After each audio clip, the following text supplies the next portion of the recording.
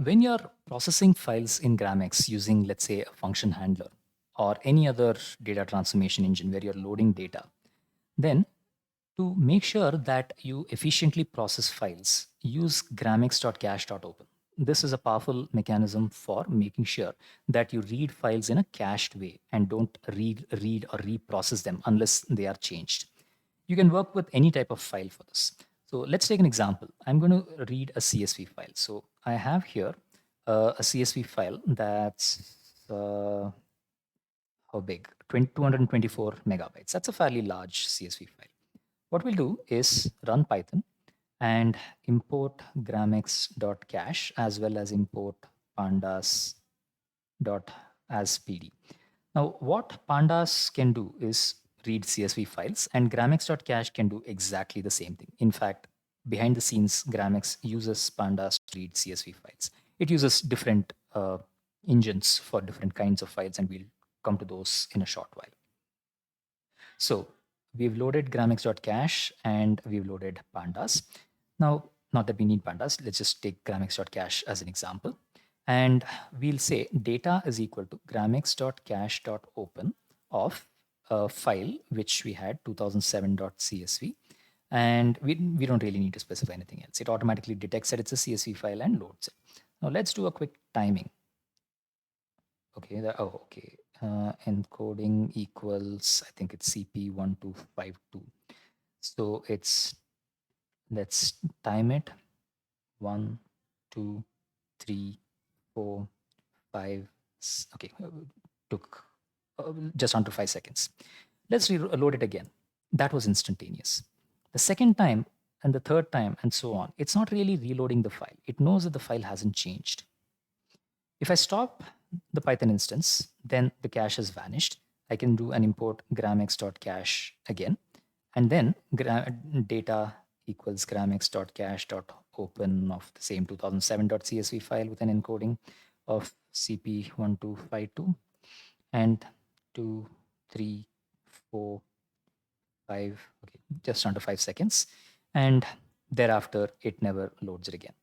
But what if I change the data? So if I load, let's say, the data set 2007.csv, now it's a huge CSV file, so it may take a little bit of time to load. But let's say I change one of these. Let's say instead of code, I'll change it to codes and save it. Now the CSV file is still getting saved. It's going to take a few seconds. And now that it's saved, I can close it. Let's wait for it to get closed. Okay, it's gotten closed. Now when I reload it, you'll see that it's taking a certain amount of time. That's because it's detected that the file has changed and now it's loaded it. But as long as the file doesn't change, it will not reload. You can use this to load all kinds of files. You can load a text file that just loads it behind the scenes using io.open. You can read a JSON file that uses json.load.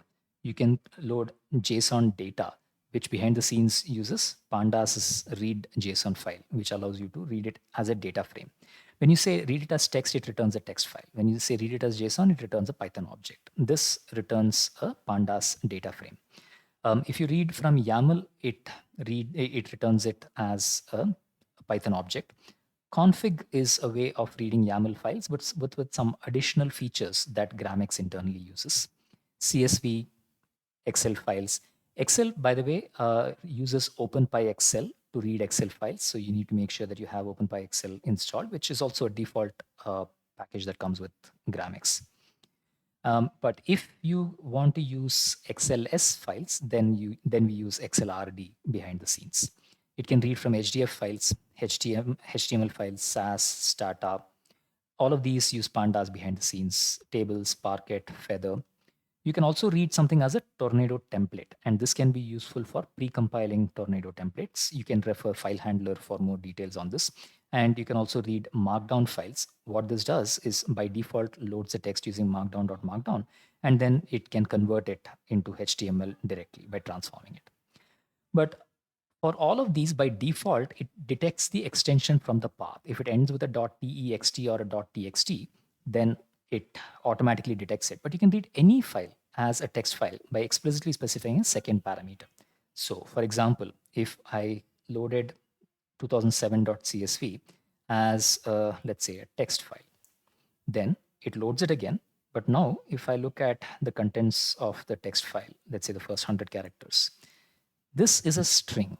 So if I say type of data, it's actually a string. Whereas when I loaded it as a data frame, type of data was a pandas data frame.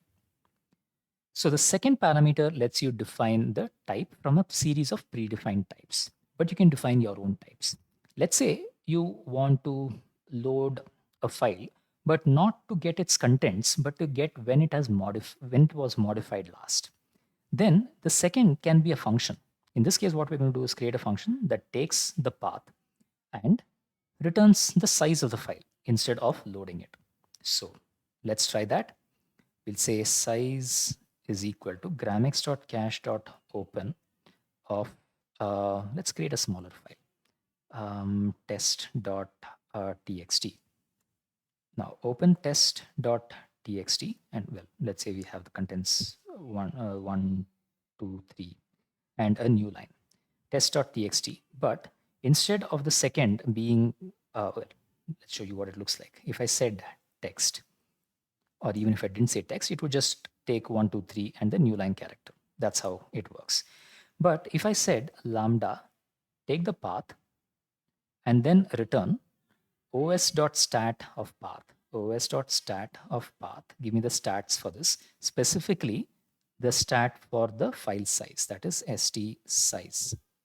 We haven't imported os yet, so we get an error. So import os and run the same command. That says it's 4 bytes, 1, 2, 3, and the new line. Okay, let's change that to 1, 2, 3, 4, 5, save it. That returns 6.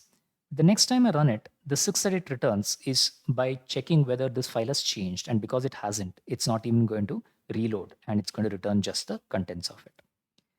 You can do all kinds of custom functions. You can say, I want only the length of the CSV file. And that is possible by passing an additional parameter called transform. So let's say you want to transform the data after loading, then pass transform. You can put in any calculation around it. So let's take the data that we have, 2007 data set. This has, well, several hundreds of rows. And let's assume that we want to pick only a subset of the data. So district codes, AN, okay. So let's say we want only the first 100 rows, nothing more than that. Or we want to group by district codes. That sounds like a more interesting example. What we can do is gramex.cache.open of 2007.csv with this encoding, and transform is equal to some, well, we can put in my function. We have to define my function first. In this case, it's not defined. So we'll say def my function, which takes the data and returns, let's say, data.groupby of district codes. And takes something. What other data do we have?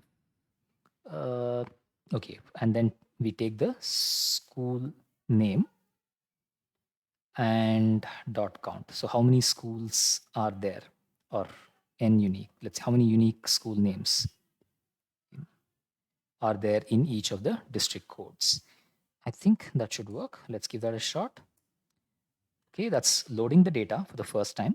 And after it loads the data, it then has to say, okay, now in the district AN, there are 637 unique schools. In the district BA, there's only one school. Great.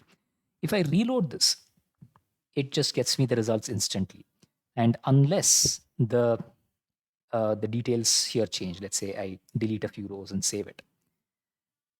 Let me wait for it to get saved. It's not yet saved. Yeah, now it's saved. Now it reloads the whole thing again and recomputes, allowing me to get the revised results and then caches it. One other thing that you can do to gramex.cache.open is pass a rel equals true parameter. If you do that, then it will open the file relative to where this program is. So if you have a Python script in some directory, and the file you want to load is in the same Python, in the same directory as the Python file, then add a rel equals true instead of specifying the full path, and it will work just fine.